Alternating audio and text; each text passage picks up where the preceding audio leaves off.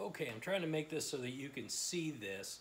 What I've got so far is I took off all of the legs, and if you look right here, you'll see an X, and then down on the bottom of the leg, you'll see an X.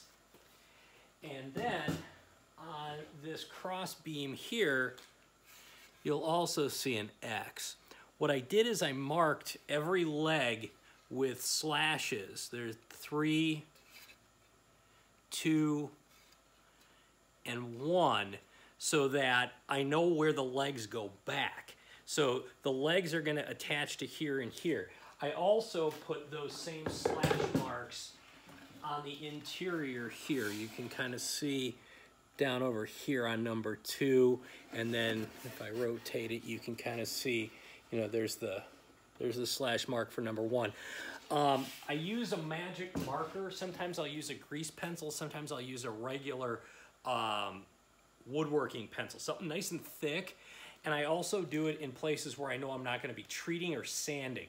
So on the inner rim of this thing, I'm not going to be sanding. And I also know that on, say, the bottom of the foot, I'm not going to sand. You don't want to mess with the bottoms of the feet, and you don't want to try to mess with any of the junction joints unless you absolutely positively have to. If this were shattered and I had to rebuild it, I might need to do some sanding work in here.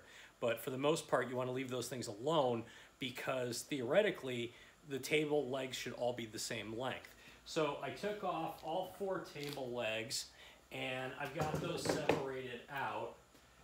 And so now I've got these kind of put to the side. One other thing that is important is you want to be able to keep track of your hardware, anything that you take off. So if you're going to do that chest, you're going to need to take off probably any facing escutcheon, if there's like a little lock key face plate, and you'll probably need to take the hinge off of the lid. There's probably 2 hinges in there, unless it's like one long metal hinge, which can be a real pain in the keister. But either way, you want to keep track of your screws, your nuts and your bolts, and anything else that has to go on here. I'm a huge fan of tuna cans. Mom made shrimp salad before the Corona apocalypse, so she brought me the cans. I love using these for storing and holding on to different canisters worth of the nuts and bolts that I need for any particular project. That way I can keep them separate. I also like using this when we do the glossing. I'll show you that later. One thing you don't use it for is you don't use it for the Jasco. You have to use something different for Jasco, and I'll show you that when we get there. The one other thing I wanted you to notice, it's kind of cool actually, you've got on the bottom here, we've got what's left of the old furniture label. You always want to try to save those if possible. This rim is very different. I've not seen these kinds of things before, where they drilled the peg holes into them. It's like a big screw, and then the nut fastens to the inside. Very rarely does that get done. But the one problem we do have here is you can see there's a crack here where this probably started to rust and or probably started to have some stress on it when things would wiggle around. So in order to fix this, and also because it's usually better to do it if you can get it off, I'm going to take the rim off, and I want to show you how to do that very simply.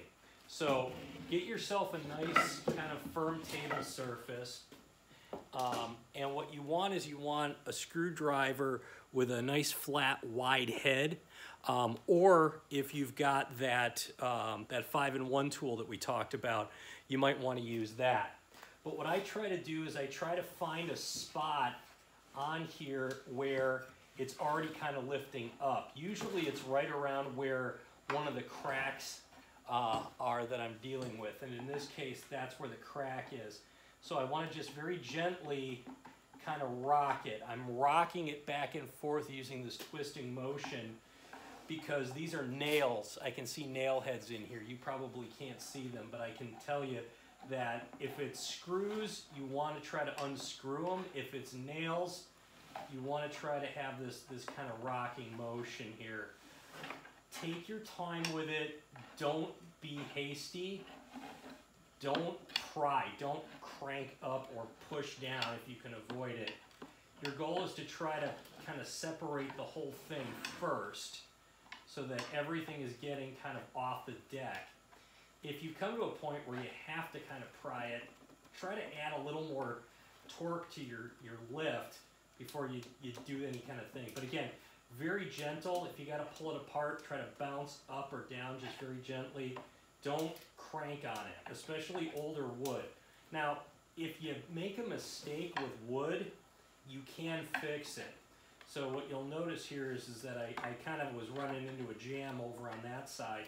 So I just kind of went back to this other spot here and figured, well, I'll work my way back by prying and kind of twisting on these other areas. So you can kind of see, once I get to this last piece here, this is where it looks like, based on what I'm looking at here, it looks like somebody tried to glue this down. So you can see all around the rim, we're getting some good separation, but we're also having trouble here. So this is kind of that watch point where you don't want to get yourself into too much trouble. But you do want to make sure that you can kind of complete the job. So I try to find those joints where the pieces are meeting, and I try to give it just a little bit of oomph. See if I can crack it loose. If I can't, try to wiggle on from the inside. If I've got to kind of force something, I want to force it in a spot where people aren't going to be looking all that much. So nobody's going to be crawling under the table to try to get a look at maybe if I messed something up. But you know, if you pull to the outside, if you start working that outer edge like I was doing before, and you make a mistake, then you're going to be in trouble.